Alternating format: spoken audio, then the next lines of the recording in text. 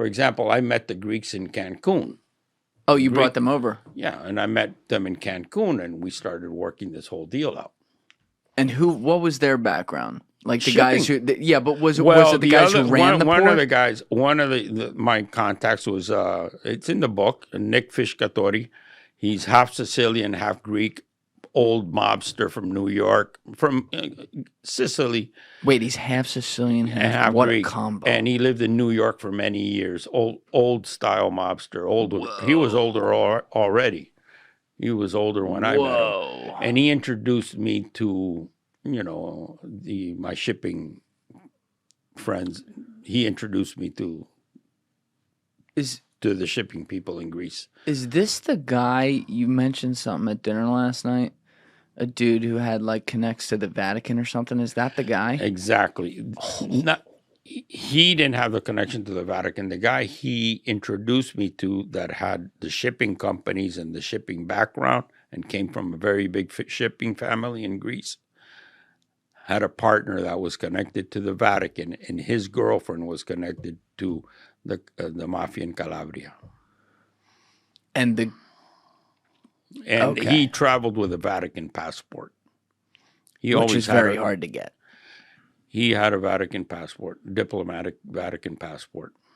That other part we talked about at dinner? The Vatican and his group, they all had a marble concession in Venezuela. They were pulling out marble from Venezuela. So it all kind of intervened. I mean, it was interwiggled. Got it.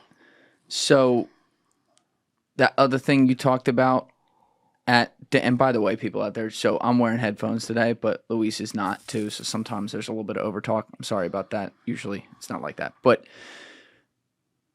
that other part you were talking about at dinner where the guy took you to his place in Milan and opened some stuff.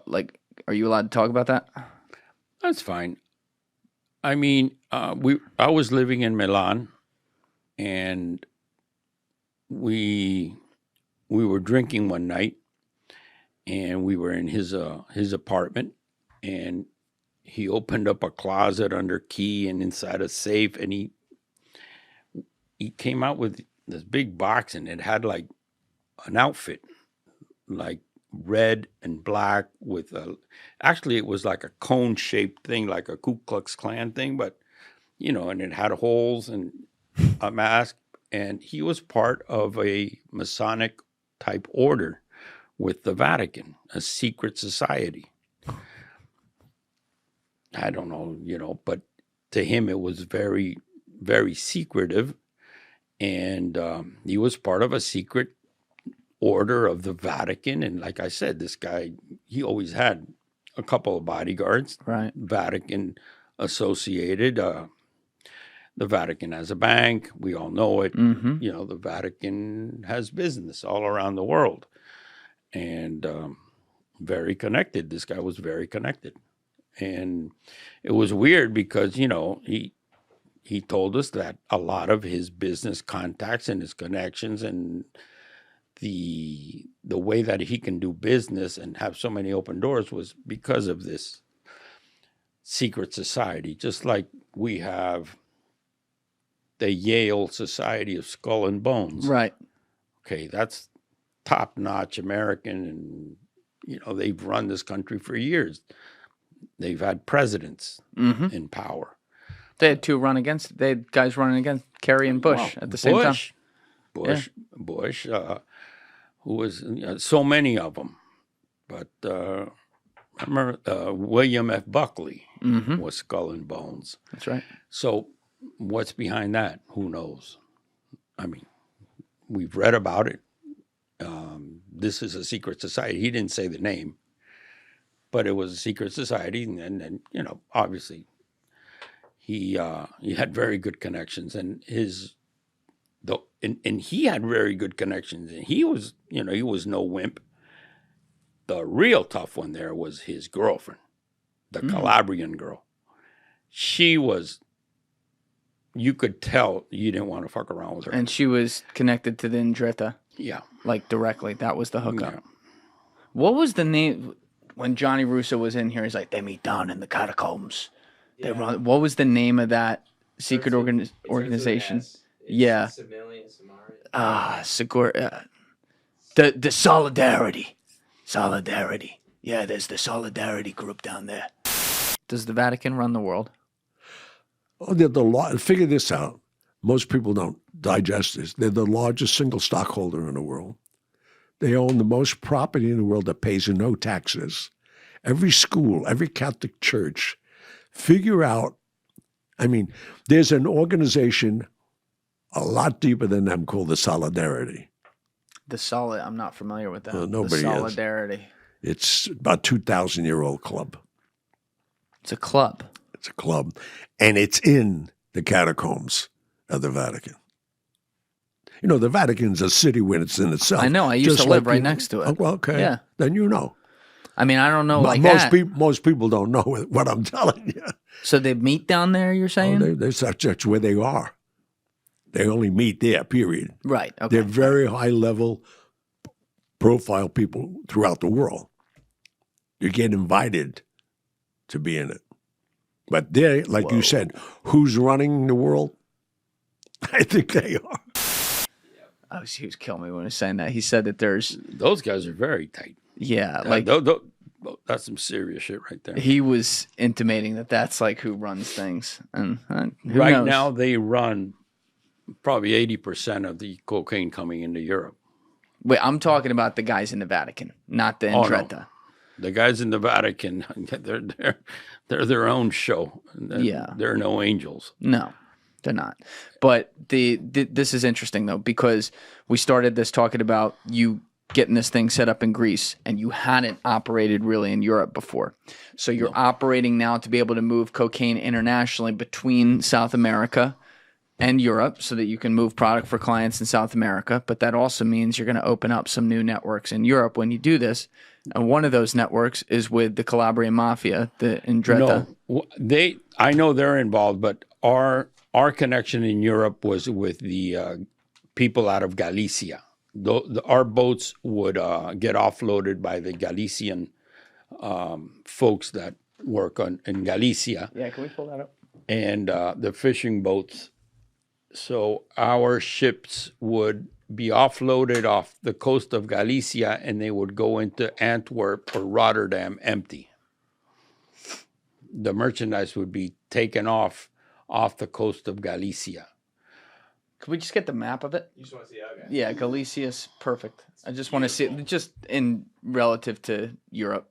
Just You where see, this it's is. at northwestern coast of Spain. Yes. There. Got it. So the fishing boats would come out of Galicia, offload our boat, so then our boat would continue and enter The Strait of Antwerp Gibraltar? or Rotterdam empty. Oh, wait, so they're staying up there. They're not coming back through the Strait of Gibraltar into Mediterranean. No. You'd stay away. They get offloaded in Galicia. The merchandise would get offloaded in Galicia in alta mar, in high seas. Yeah. By Galician shipping vessels. Which would be met by smaller vessels to pick it up and take it inland. Yeah. And then our freighter would continue to the port of Rotterdam or Antwerp, which is up there in Belgium and Holland, Yeah. and they would arrive empty. But where's Greece then? This is skipping Greece. No, the boats, the office, the shipping office was in Piraeus, Greece.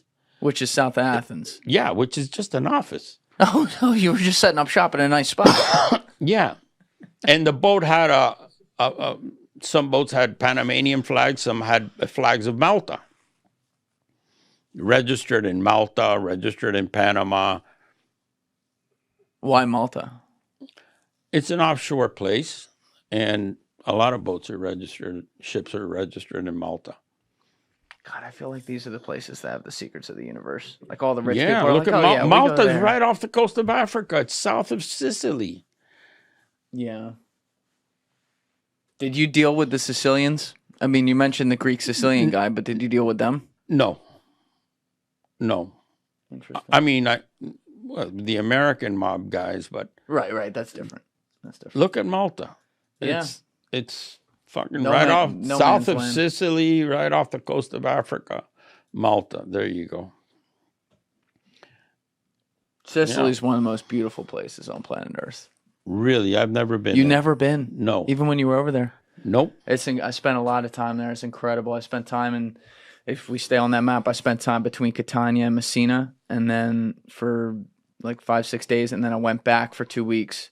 I spent time from Palermo, Cefalù, down through the middle of the country, down to Agrigento, back up north, east of Cefalù, all those areas. I've It's got to absolutely go. gorgeous. It's like, it's crazy because it's so poor and so in some ways like the people don't have a ton of opportunity because the mafia still runs the place, which is nuts. Like there was one night, my girlfriend at the time and I got lost at like 1:30 in the morning on the outskirts of Catania. We were like, fuck.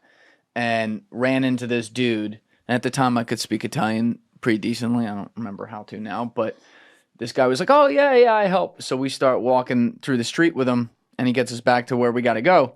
And at one point I said, you know, like, di dove sta? Are you from here originally? Like that kind of thing.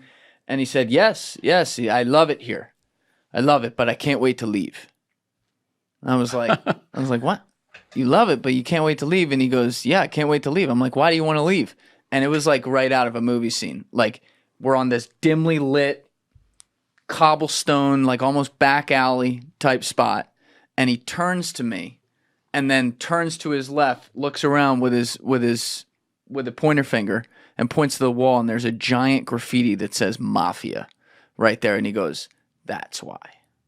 Oh, And I was like, oh, okay. Fair enough. But so you never dealt with them though? no. I mean, Nick was half Sicilian, half Greek, but that's about it. I lived in Milan and never got a chance to go down to Sicily. But I mean, I heard they were giving away, you know, you could buy a home for $1 and fix it up. Oh my God. yeah. A train ticket in Sicily is like fucking 50 cents, at least when I was there. Like, Yeah. Like it's very, But very the cheap. Italian government had a program where you can buy a home very, very cheap. Yeah. And, you know, you fix it up and it's beautiful. Yep. I mean, the water, that I've heard. So you were living, what was the town in Greece again called? Buliagmeni. But then you were also, when were you living in Milan? 99? I only lived in Milan for 3 months in 99. Okay. And from Milan was that when I traveled, we were buying two more ships, and I had to travel to Venezuela because with the blueprints of the ships to see exactly where we were going to put that stash, where they were going to build that stash. And that is something that, you know, they wanted me to take it personally because, you know, you just don't tell anybody that. And they wanted to see exactly the layout of the ship to make sure it was suitable for what we needed. It was 2 new ships we were buying. And that was, And I didn't want to go back. I didn't want to go back to Venezuela because I figured I already crossed the Atlantic. I'm okay with my paperwork and everything in Europe. Going back to Venezuela, I had a bad feeling.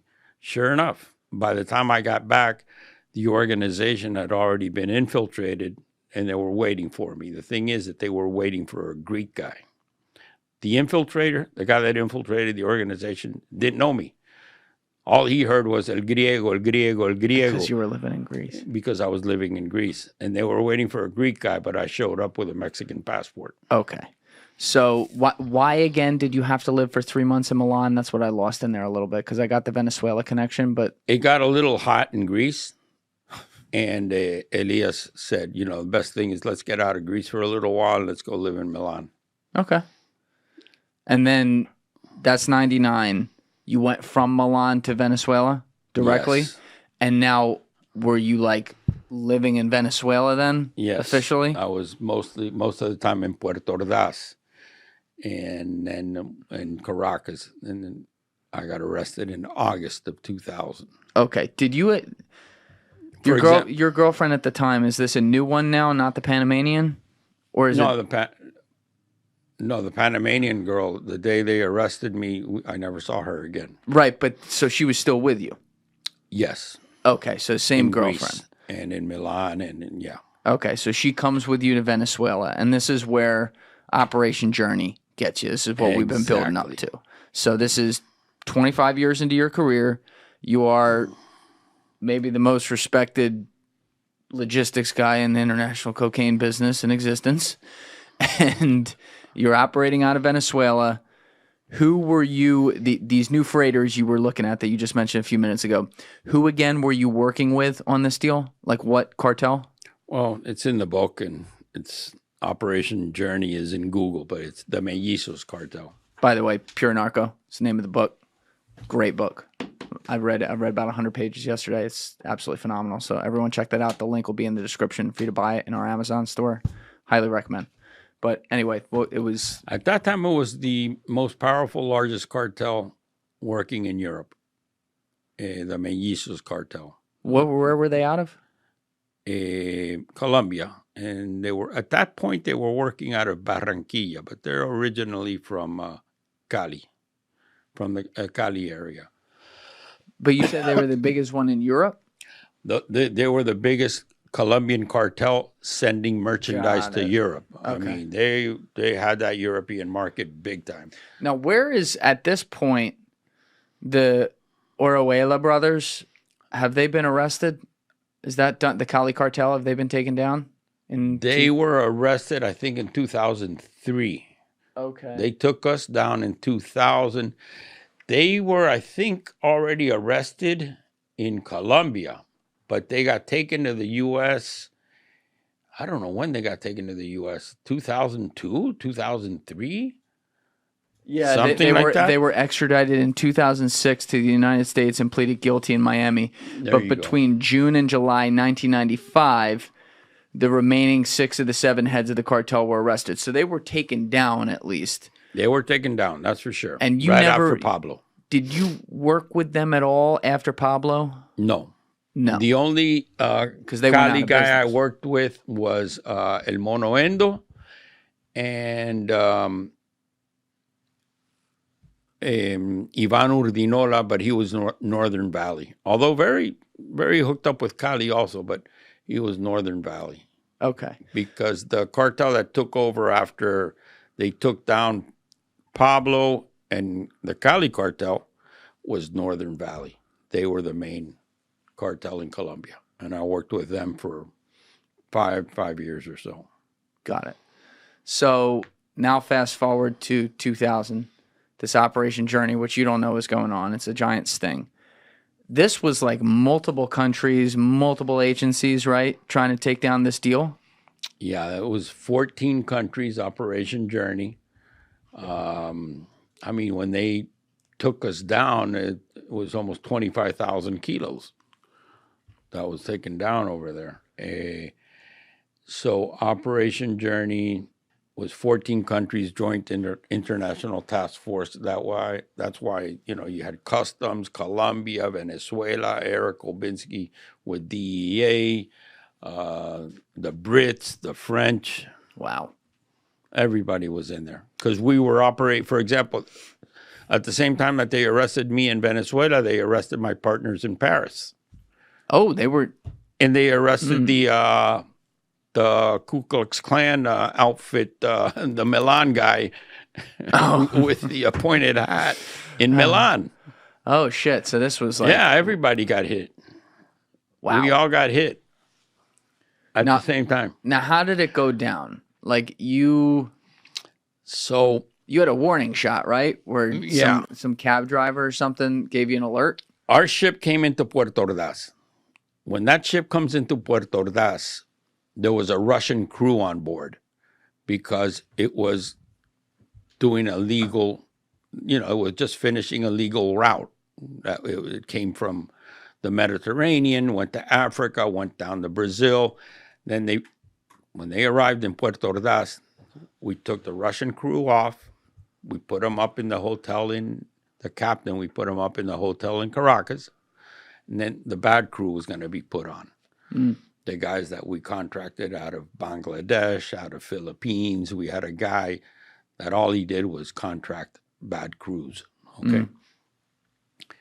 So I go to the hotel, the Tamaraco Hotel, a few times to meet with the Greek. One of my Greek partners was there because he had to pay the Russian captain $40,000. So I go meet my Greek partner a couple times at the Tamanaco. And then one of those nights that I was leaving the Tamanaco, a taxi driver tells me, hey, didn't I pick you up here last night? I said, yeah, as a matter of fact, you did. He says, well, let me tell you something. After I picked you up, I was held by Guardia Nacional for almost 3 hours, and they were asking me about you. Supposedly, you are you're involved in the drug business, narcotics. Eres un narcotraficante. And I had my Mexican accent. No, pues, ¿cómo se te ocurre? Me vas a dar un ataque al corazón, cabrón, que como que narcotraficante. Soy un hombre de negocios aquí en Venezuela. Soy de México. You know, the whole... But I said, you know what? In Spanish, I said, this news you're giving me is really affecting me. I need some fresh air. So I gave him a tip, and I got out of the cab. At that point, I walked around a little bit. I called for another cab. I called my girlfriend, who was at the hotel, told her to set up a party that we have some friends coming, because I knew we were being watched at that point. So I wanted to look like if we were expecting some people over that night, maybe they thought that they'd be Mexicans. So I told my wife, my girlfriend, order a Mexican mariachi band, because they'll probably think the fucking Mexican cartel's coming for dinner. So she was hesitant, and, you know, and I said, listen, I know what I'm telling you. Do this. Just take your jewelry and meet me, and I'll pick you up in a taxi.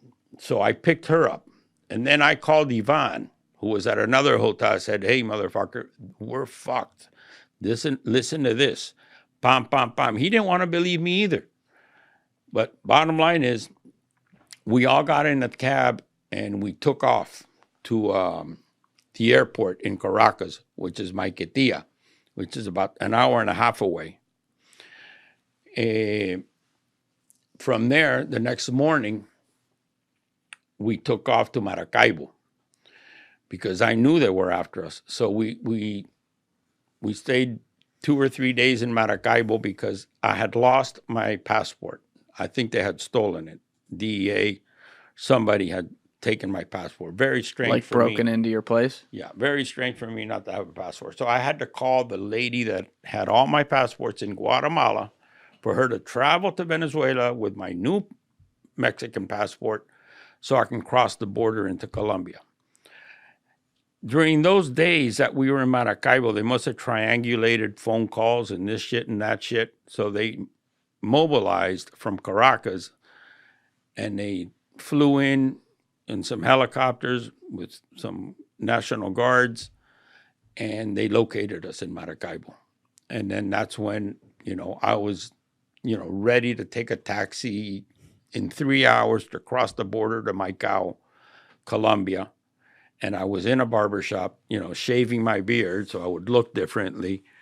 And that's when they came in and said, no estaba bajo arresto, pero estaba bajo sospecha de narcotráfico. Necesita venir con nosotros.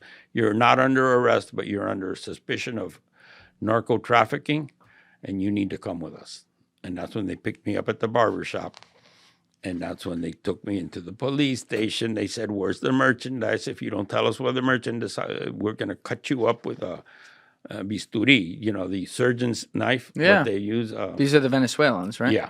So they were playing good cop, bad cop. The Colombian cop was a good cop, and the Venezuelan was, if you don't tell us where the money is, where the merchandise is, we're going to cut you up. They even sat me and strapped me onto a steel chair that was nailed down to a concrete slab inside a room that was painted white, but it was smeared with blood. And they kept saying, we're going to cut you up, motherfucker. We're going to cut you up. And for some reason, I knew it wasn't true. But you had been scared before this. This was one of the two moments you said where you did have fear. Like, if I get caught by the Venezuelans, they're going to fucking torture me. Yeah, that was... No, this time... There's too many people, you know. I knew I was shit out of luck. But I still thought we could buy our way out. And Still. I kept saying to the Colombian guy, hey, we got $1 million we can give you. We got 2 million. I mean, all it takes is a few days. We can get this money together and let us go. And that's when I was sitting in the Suburban, and he tells me, you know, it's a little too late. And then I was sitting in the back seat of a Suburban in front of the police station in Maracaibo. And suddenly I look to my right, and out of the windshield, I see these pair of skinny long legs and shorts. And I look a little better, and I see, well, he's a really tall guy wearing a Hawaiian shirt. That's when I said, we're fucked.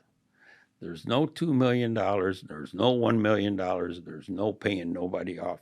The gringos are here. And that's when Eric Kolbinski walked in and sat right next to me in the back of the Suburban with his shorts and his Hawaiian shirt and his flip-flops. Says, hi, I'm Eric Kolbinski with DEA. It's nice to meet you. Fuck. You are Mr. Luis Navia. You are not a Mexican. And I go, pues, ¿cómo eso es un error? Yo soy mexicano. Do you want to stay here in a Venezuelan jail? Pues, eso es una equivocación. Yo soy mexicano. Soy un empresario. You're still in game mode. You're still like good. And he said, you know what? We really don't have that much time to stay here and talk about if you're Venezuelan, Mexican, Cuban, Hawaiian, or whatever the hell you want to be. But I'm going to clarify this real quick. He got on the phone and he called Bob Harley in Key West. And he goes, Mr. Navia, we know exactly who you are. Your mother lives at 315 Cypress Drive, Key Biscayne, Florida. We've been there. We know you went to Georgetown University. Oh, shit. How about that? How informative. I was unfamiliar with your game. I was unaware. So I would suggest you cooperate and you peacefully go along with a gentleman that's next to you that, by the way, works for the DEA, and you'll be coming to Florida soon. What was your feeling when that happened? Was there fear? Was there relief? Was there a little bit of both? What was the vibe? It wasn't as bad as I thought it would be. If you would have told me, listen, how do you think you'd feel that if you ever got arrested? I'd say, oh, fuck, the world's going to end. I'd fucking nothing. I was just there, and I was sitting there, and I was thinking, wow, I'm in some deep shit. And then they took us up to a military outpost they have outside of Caracas up in the hills. And then I started seeing these military convoy trucks coming in with a bunch of fucking cocaine. And it's all our duffel bags and more and more and more. And then I said, you know, that's it. We're going, you know, they're taking us to the U.S. So, do you think you were going to spend the rest of your life in prison? Yeah. And you came to peace for that, with that. I didn't know. I mean, I didn't know what the hell was going to happen, but somehow or the other, there must have been somewhere in my brain that told me that things were going to get resolved. Because if not, I think I would have just had a nervous breakdown. And I didn't. So when they told me we were going to the U.S., I said, well, fuck, I can't go looking like this. I haven't taken a shower in 2 days, this and that. I need some new clothes. I'm not going to show up in the U.S. looking like a bum. So I had I had money in my pocket. So I had one of the guards, one of the military, go out and get me some nice khakis, a white polo shirt. and I had my topsiders. I said, if I'm going back to the U.S., I don't want to look like a bum. I told Ivan, look at you, man. You're in shorts, a fucking hat. Take a shower. You're going to look like... We're going to the U.S., motherfucker. We're not going to Kenya. And he was freaking out. He was really freaking out. And then I said, well, this is the last night we're going to spend. So, you know, I gave the captain $200, and I said, let me sleep in your room that has an air conditioner, because that's the last time I'm going to be with my girlfriend. You do it? Yeah. The Venezuelan captain. And I slept in his bedroom there at the military outpost. that had an air conditioner because that's the last time I was going to see my girlfriend. Oh, she came by. She was with me. She was arrested with me. Oh, she was arrested with you. Okay. Then when Eric came in with the U.S. not the U.S. Marshals met us at the airport. They put me in the Suburban and they took me away and they took Shirley to the airport and they sent her to Panama because they didn't have anything against her. Mm. And then the U.S. Marshals came and then they handcuffed me. Hey guys, if you have a second, please be sure to share this episode around on social media and with your friends, whether it's Reddit, Instagram, Facebook, Twitter, doesn't matter. It's all a huge help. It gets new eyeballs on the show, and it allows us to grow and survive. So thank you to all of you who have already been doing that, and thank you to all of you who are going to do so now. Okay. So the jig is up at this point. You're going back to the U.S. You think you might be going for life because you got caught trafficking on this deal 25 tons of cocaine, right? Yep. That's and a lot. I didn't know the guidelines and all that. And I knew I was being brought over for the old Key West indictment, which was 4,600 kilos. But basically, I knew I was going to do a lot of time. I didn't really know how the system worked, but I knew I was going to do some time. That's for sure. Well, you had left. I'm just thinking about this out loud. Like, you left in 88. Your father had died in 83. 82. 82. Your mom's still living in the U.S., as you mentioned a few minutes ago. I got arrested on my it made the papers on my birthday. So, you didn't see your mom again after 1988. I saw her once or twice. She went to Bogota to see me. Okay. It was a real pain to see them. I had to move them around a lot because, I didn't want them being followed. Right. Yeah. So, and things were getting more complicated as the years went by. It was more complicated, especially when I moved to Europe. Last time I saw my wife, I saw her in Barcelona. It was a pain in the ass to get her there with the kids and this and going through, it was just getting more and more difficult. My world was getting a lot smaller. What did your mom think of what you did? Did she know? She didn't really want to know the details. She knew I was not in anything legal. She was always telling me to change lifestyles and change and just leave all this other stuff behind and settle down. Did you ever seriously, you mentioned the sugar plantations in 1983, but outside of that, was there ever a point where you stopped and took a breath and were like, maybe I could get out? Never.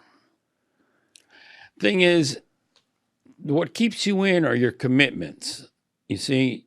And in my business, I was constantly committing to more and more. I'd finish one deal and I already had a commitment to go to another one. So you're always involved in a deal. A deal is always going on. So you're committed. So it's not like you stop and you cut everything and disappear. So, and I liked my business. I liked what I did. I liked my business. I enjoyed it. And I really had plans to grow it bigger and bigger. I mean, how much bigger can you get? I mean, I was doing freighters, but then I was already thinking these freighters are a fuck up, the paper trail. So now I'm going to build these not high speed, but powerful, right. Open fishermen. And instead of having a freighter with 30 guys on them and payroll and fuel bills, 4 guys, they deliver the shit, they sink the boat, I bring them back. Simplify the operation. You wanted to get to that.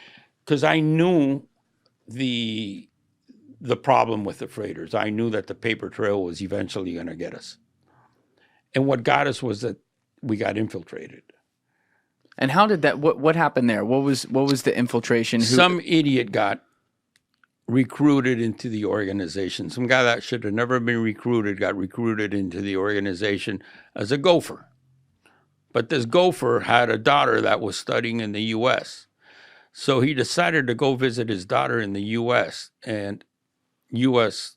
law enforcement already had an eye on him, grabbed them at the airport and said, we know this, and that. And if you don't cooperate, we're going to fuck you right now. And you're not, you're going to stay here forever. So they flipped him. So when he went back to Colombia, he was already flipped and cooperating. And I didn't know him. And he just thought you were the Greek. Yeah, I was a Greek. But the organization was already, when I got to Venezuela, we were already compromised.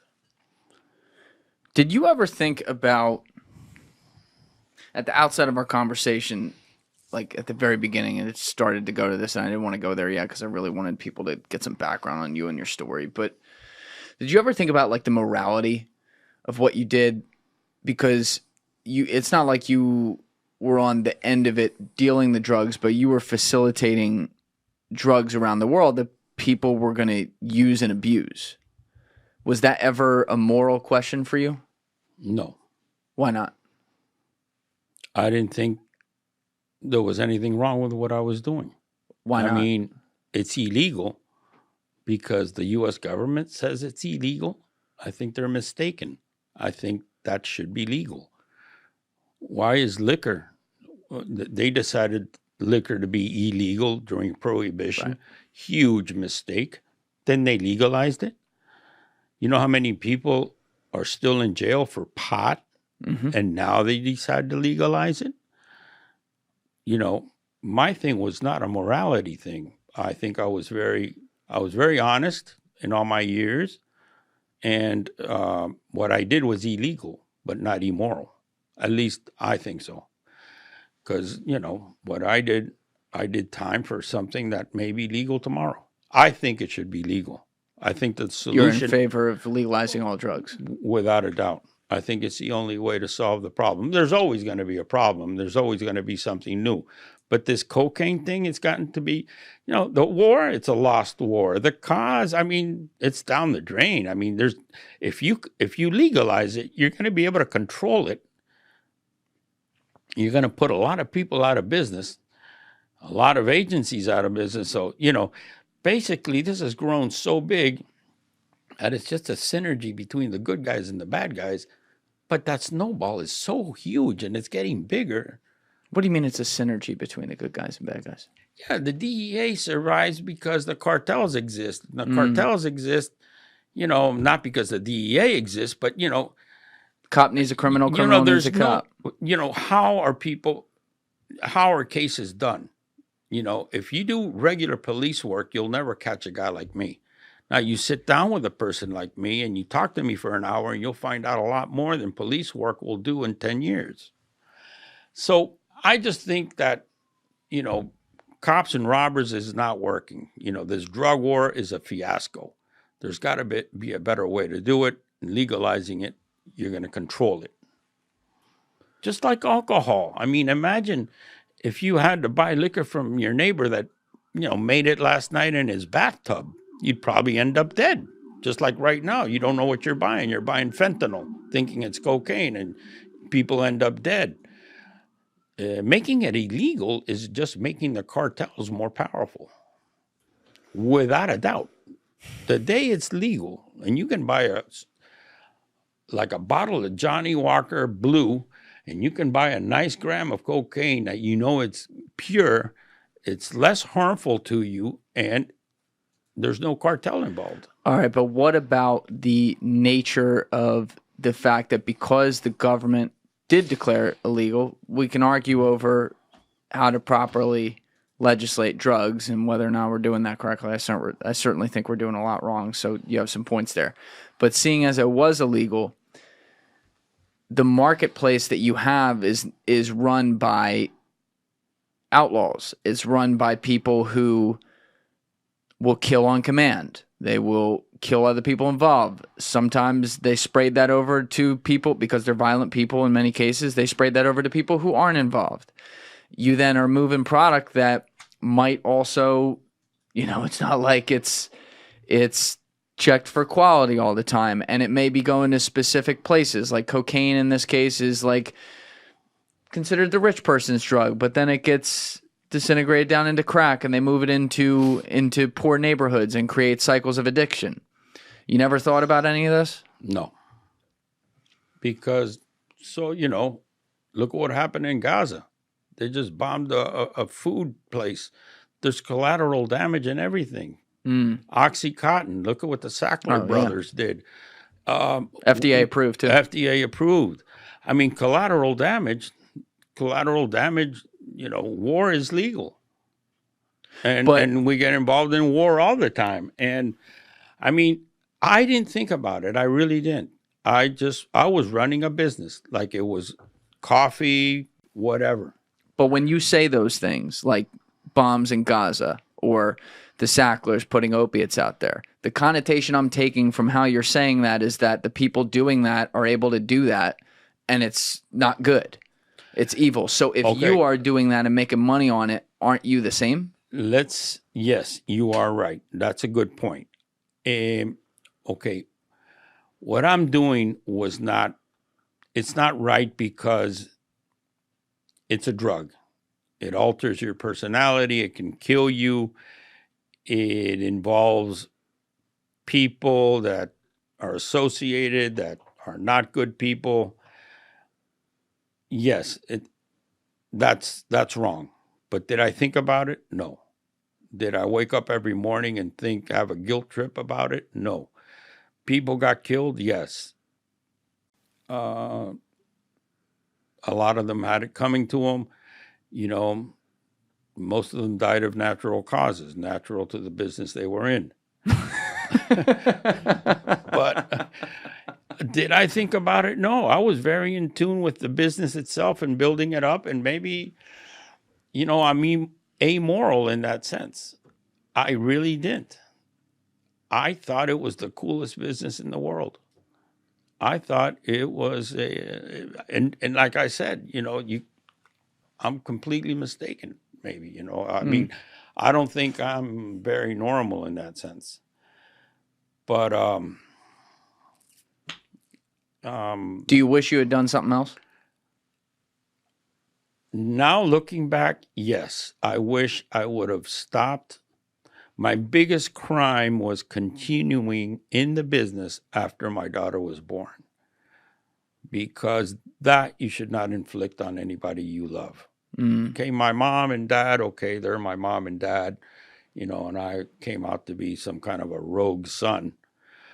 But when my daughter was born, I should have quit with what I had, maybe opened up a couple of Burger King franchises or a coffee business. God knows I had opportunities, and I'm not stupid.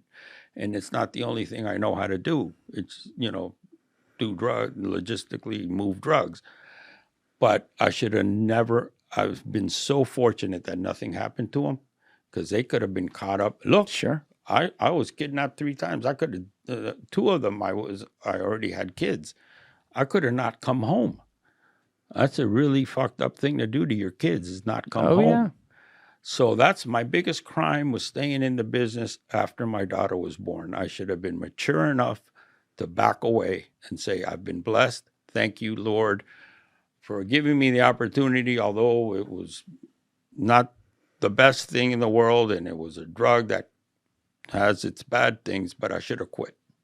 I should have quit way before. Are you a religious guy? Like, do you believe in God? Oh, without a doubt, I believe in God. Have you always been that way? I've always believed in God, but now more than ever, because I've personally seen it. What happened to me cannot happen to me just because of me. There has to be a higher force involved in my life, because I think I agree with you. What happened to me could not have happened to me just because of me. Yeah. Because me is not strong enough to have dealt with all this shit. What I feared most was going to jail. And going to jail was fun as hell. I mean, I played the drums, I worked out, I lost weight, I went to sleep every day at the same time. I woke up, I hung out with a bunch of guys. All we did was bullshit all day. Okay, I wasn't in a Supermax, Charles Manson facility. You were a Coleman, though, right? Yeah, I was a Coleman. But what I feared the most turned out to be not as bad. And it's not because of me. It's because I really believe that there's somebody up there that has some pity or some love or something for me that's made this work out much better than if I would have been handling things on my own. All right, so let me ask you a hard question then. That same God that may feel pity and look out for you and appreciate that you believe in that power that's there in this scenario, if that's what you believe. What do you think he would think though about the amoral equation of, or amoral stance of feeling like what you did is fine because somebody's got to do it, which could include other people who are under his jurisdiction getting hurt on the other end?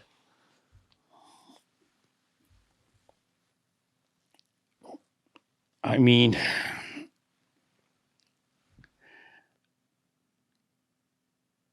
I don't even know how to answer that, because how do we know he's not pro-legalizing this?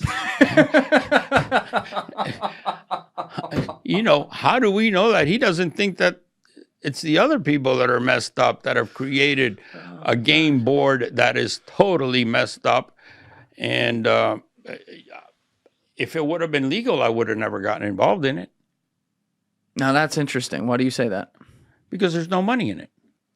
But Do you there's a lot of think- money in pharmaceuticals, and that's Yeah, legal. Yeah, but I'm not going to get involved and start competing against Pfizer. I'm not going to be a drug salesman from office to office selling, Xanax to doctors.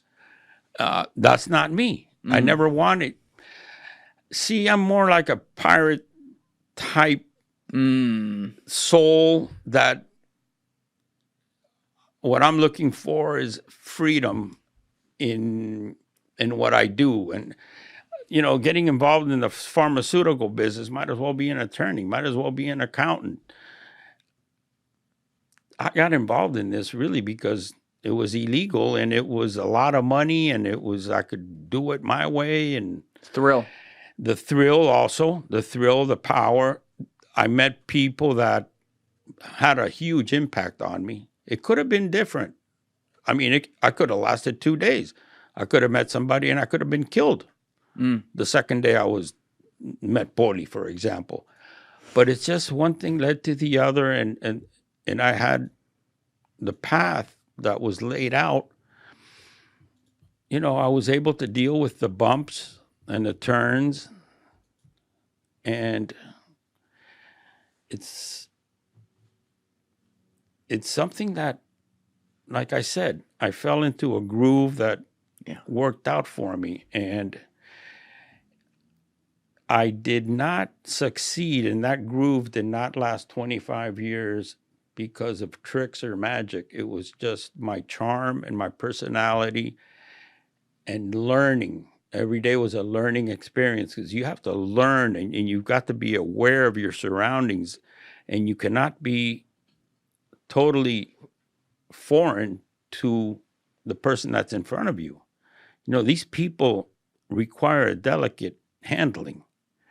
You can't sit with people like Ivan Urdinola and Rasguño and Pablo and the other Pablo and not know exactly who you're dealing with and what they're capable of and how to approach that. A lot of people are dead because of saying the wrong thing at the wrong time. So you have to really think.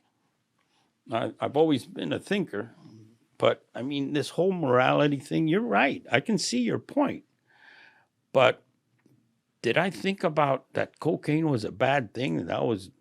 Cocaine it's just another commodity in the world that's being misused, and it's been labeled as illegal, and that it's good. No, it's not good. I would not want my kid to be snorting coke. You wouldn't? No, of course not. I wouldn't even want them to drink. I don't think kids should drink until they've already got money and they're at least 25 years old and your brain is somewhat developed. Liquor in the brain of a young person will distort his thinking, his emotions, everything. Liquor is not good for the human body and the human brain, especially when you're young. You should drink once you're rich and you can afford to do whatever, but if you're trying to work, trying to get ahead, and drinking, it's not a good mix. And it's very accepted in our society, and that's why you have alcoholics that drink every day and go to work the next day. But I mean, just because one thing is bad doesn't mean you know this is good or bad. I got you. But no, I never thought about that what I was doing was bad. Well, you talk about that.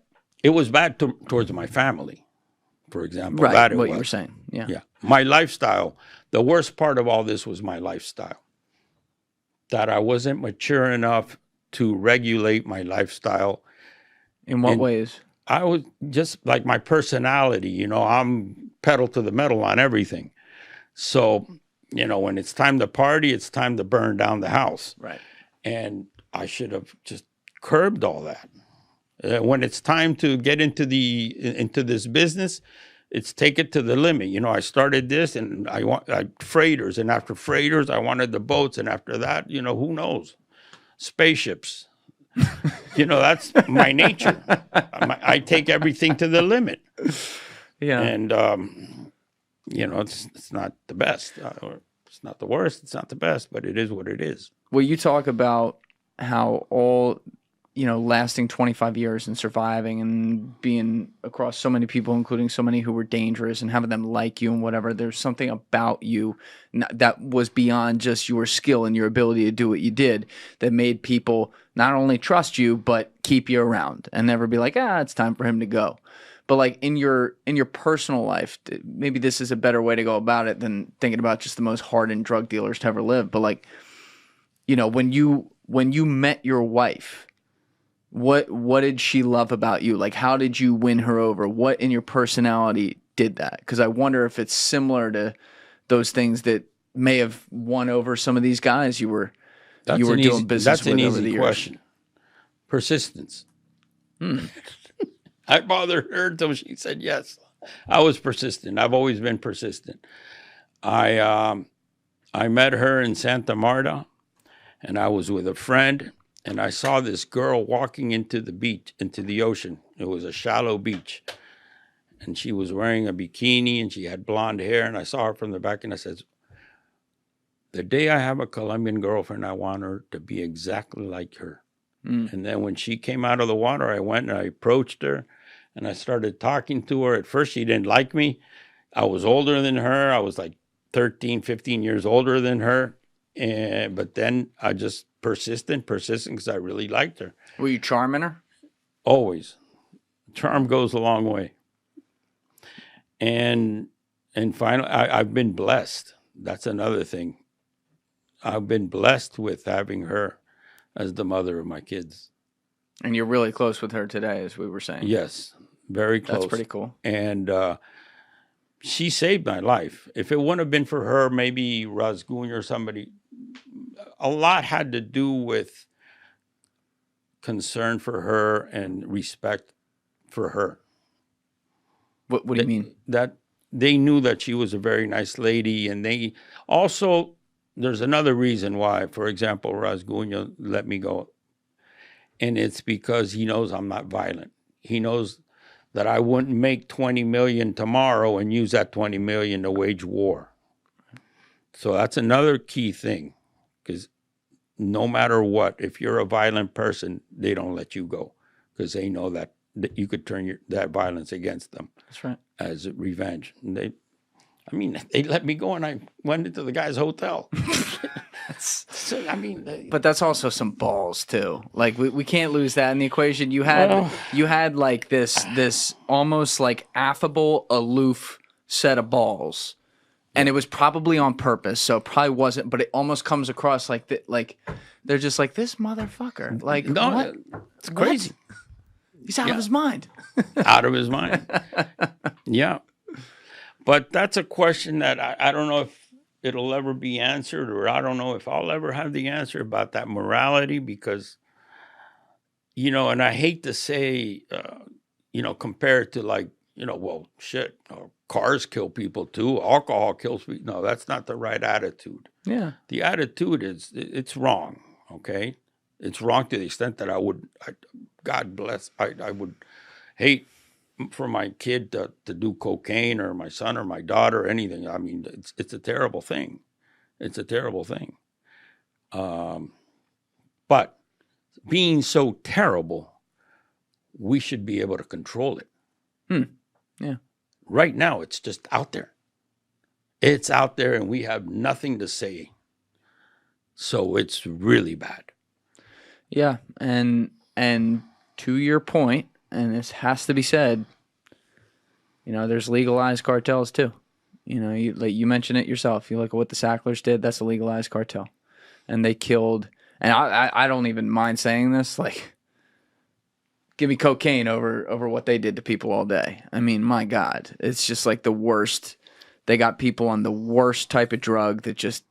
I just lost someone to it again. It's fucking crazy. My cousin, my second cousin, the son of my first cousin, died as a result. He was not a drug addict. Just so happens one night they were out partying with a group of friends, and they decided to buy a gram. Yep. Had fentanyl. He died. Oh my God. Yeah. When you were doing this, fentanyl wasn't a thing. No. That became a thing in like the last decade and a half or so, right? Yeah. How would you have dealt with that? Like if you were in the business today? No. I wouldn't have done. There's certain, I never got involved in the heroin. Once we transported 5 kilos of heroin. It's called Fercho in that book, but never. My thing was coke, and well, I did it myself. I mean, I saw it, not to justify it. That's part of what really screwed up my life. The partying and the drinking and the snorting and shit like that. But the fentanyl, right now, that's just poison. I mean, I snorted all my life and never really. I mean, I'm not justifying it, but I'm just saying fentanyl. Oh, it's a whole different ballgame. Is a different ballgame. And now you have like it's like an international underground war too. You have a lot of fentanyl being produced in China that finds its way into Mexico, that then finds its way somehow cut into the product, that then gets its way across the border, and then people are snorting it. And now it's also just sold straight as fentanyl too, and people are addicted to it and buy it. And they have their thing of a narco or whatever. Narcan, yeah. They know that they're going to go out that night, and they know that they're going to go and overdo it and just relive themselves. Now, fentanyl is 100 times more powerful than heroin. They put it in there, so they have to put less heroin, and and it's cheaper. It's cheaper, yeah. But it's just gotten totally out of control. That's why I think it comes a point that you have to start controlling this, because it's out there. You ever see Tommy G's YouTube channel, the documentarian? No. He's a friend of mine. He was just on the show, but he just put out I think it was like a 30-minute doc on fentanyl. Yeah. I was just, I've watched this stuff before, but now also seeing someone I know go in and go to these places and investigate it and do it, it hit home a little more for me. I'd highly recommend that for people, but it's just such a growing problem. And to your point, when you talk about legalization, it's a very messy proposition, of course, because it's like, pulling off a Band-Aid very fast, way worse than a Band-Aid, very fast, like tape all over your skin. But you wonder if it might actually, if something like that would decrease the ability for people to abuse fentanyl or something. Like, would I rather see it? I don't want people abusing drugs at all, but are there other drugs I'd rather see them abuse than that? Yeah, I mean, it's certainly a question to ask. It's all about our system, education. It's, drugs, alcohol, it's just a matter of getting people educated so that nobody desires. But that's it's impossible. Yeah. It's impossible. It's very hard. What can I tell you? And it's to legalize this, forget it. It's politically, no politician wants to get involved in saying that kind of shit. That's the problem. It's just, and it's a very nasty world. And every day it's getting nastier. I mean, it was nasty when I was in it. It's just getting nastier, though. I do believe that this whole cocaine cartel, criminal enterprise, drug world is getting nastier by the day. Do you still talk with people in that world a lot who are actively in it? No, I really don't. But you talk with guys who used to be in it. Yeah, that used to be in it, yes. And let me tell you, it's not because I was in it. No. The fact is that when all this started, it started with marijuana. Yeah. And that was very mellow. Yeah, easy. And then compared to what's happening now, even the cocaine days were mellower. Agreed. Even though you had the cocaine cowboys in Miami, that was taken care of really quick.